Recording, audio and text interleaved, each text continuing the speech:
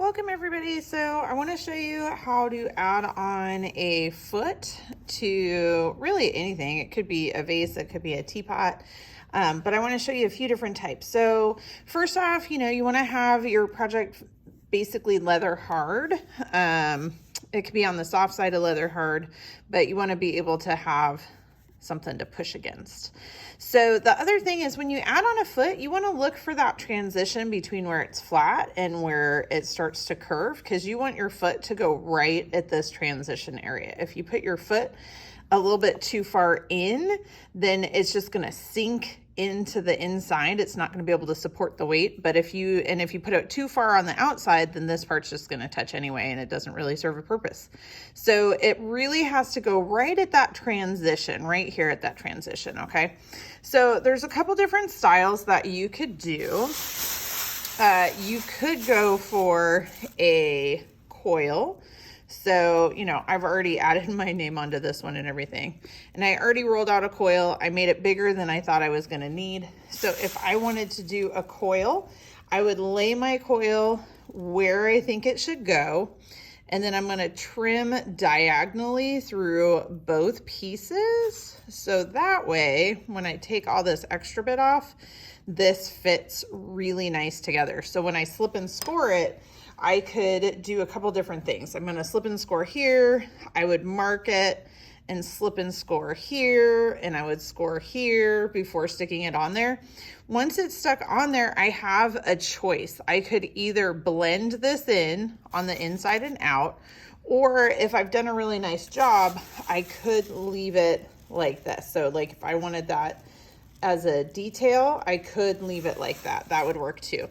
Now, do remember, if you are adding a foot onto something like a vase, make sure that this side is stiff enough that when you're pushing onto it, you're not going to dent this.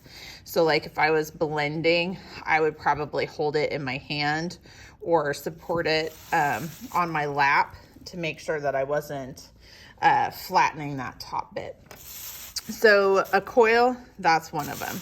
Now, another option would be, I totally just like gouged with my nail on there. Another option would be to do a slab foot. So if you wanted to do something like that, you could roll out a really long skinny slab. And then you want to just make sure that the slab is the same thickness all the way around.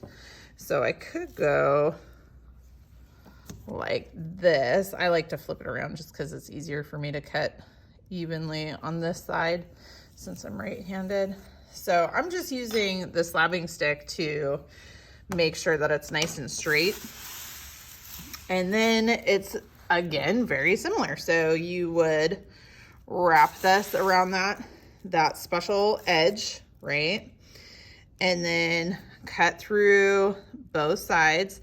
And you can always take off extra. Like if you cut it and you're like, oh, it doesn't fit right, where it's supposed to, then, if it's too big, cut a little more off. If it's too small, whatever. So slip and score, same thing. And then this gives you a different look. Once you have this on here, or even the other one, you could go through and you could, really push down, or you could cut out sections.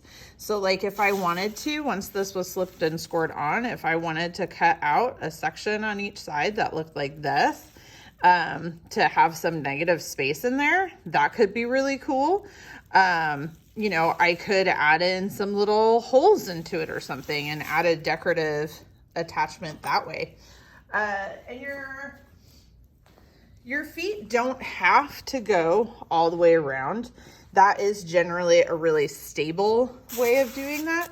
But if you wanted to go for something a little crazy, like if you were doing like a tentacle or something, you could start with a big old chunky thing and trim off some of the extra. And then if you slipped and scored this on here, you could, if you're using fresh clay so it's not super cracky, you could curve it into some kind of crazy shape like this. You could put this way, or like on the edge right here. That could look really nice too. You would just want to have, usually like odd multiples work the best. So if I had made 3 of these that were the same, and I did a tripod configuration where there's 1, 2, 3, that would work really well too. Okay, so it's kind of open. Now, if you do choose to do something crazy like this, that could be really amazing. Just make sure that you don't let it sit on this until this part is leather hard. So it might be something where you make these ones, you make sure you figure out where you're gonna attach it, and then you just keep it wrapped up with your project until these are leather hard, and then attach it onto here. That would be fine too.